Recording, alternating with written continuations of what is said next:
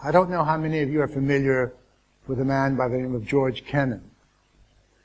He was probably one of the most brilliant statesmen of 20th century America, and he was the man who formulated the policy of containment vis-a-vis the Soviet Union. He wrote an article many, many, many years ago, signed X simply, stating how the United States and the West in general should try to handle Soviet expansion.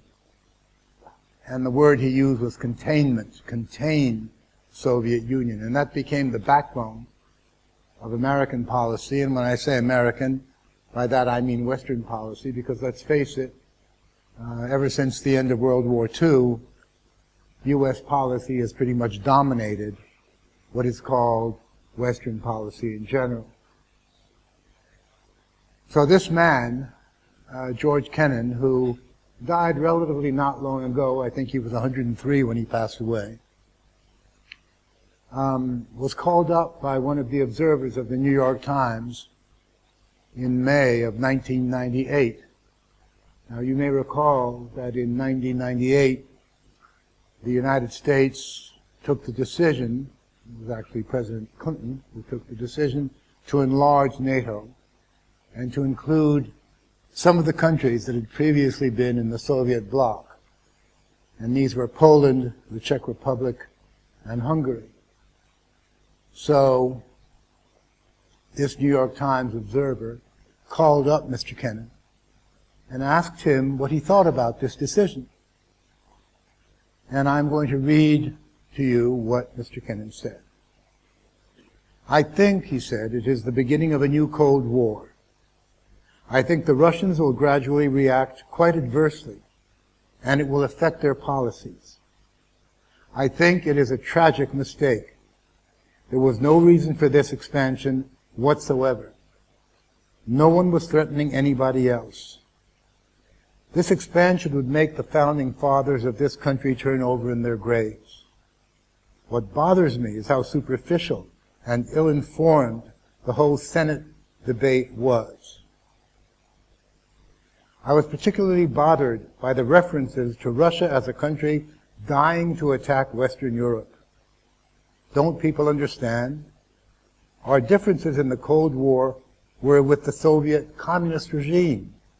Now, we're turning our backs on the very people who mounted the greatest bloodless revolution in history to remove that Soviet regime."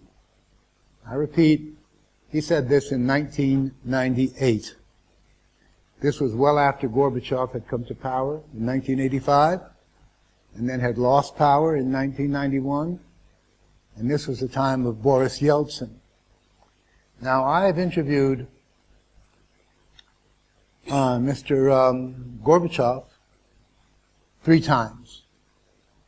And each time I have asked him specifically, were you given any guarantees at all that NATO would not move eastward? Because after all, NATO was created because of what was considered to be the possible Soviet threat. NATO was and remains a military alliance to protect each other back then from a possible Soviet attack. All for one and one for all, if you wish. But then the Soviet Union disappeared. There was no more Soviet Union. And there was no more Warsaw Pact, which was the countries of the Soviet bloc put together. Why would you need NATO? Against whom? Who's the enemy in that case? And so I've asked Gorbachev, I say 3 times, did you get any kind of guarantee that NATO would not move eastward? And 3 times he said to me, yes, I was given an oral guarantee. I was given a guarantee by Secretary of State James Baker that if we allowed Germany to reunify, if we allowed the Berlin Wall to come down, NATO would not move 1 inch eastward.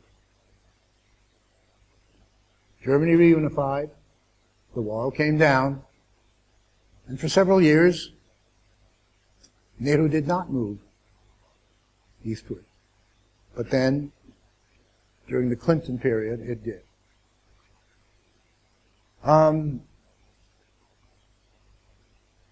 Yeltsin, when this decision was taken and he was president of Russia, asked the American side, didn't we have an agreement?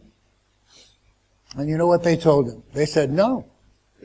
We had an agreement with the Soviet Union. You're Russia. We never had an agreement with you. Today's relationship, which I repeat is probably as bad as at any time after World War II, in my opinion, comes from this. NATO is seen by Russia as threatening. Now, you may argue that NATO is a defensive organization and that the Russians shouldn't be afraid of it. Well, they are afraid of it. One of the reasons for the whole Ukrainian debacle is the fear of the Russian government that should Ukraine be allowed to go west, in general terms, then NATO will appear on Russia's southwest border. NATO has already appeared on Russia's border in such countries as Estonia and Latvia.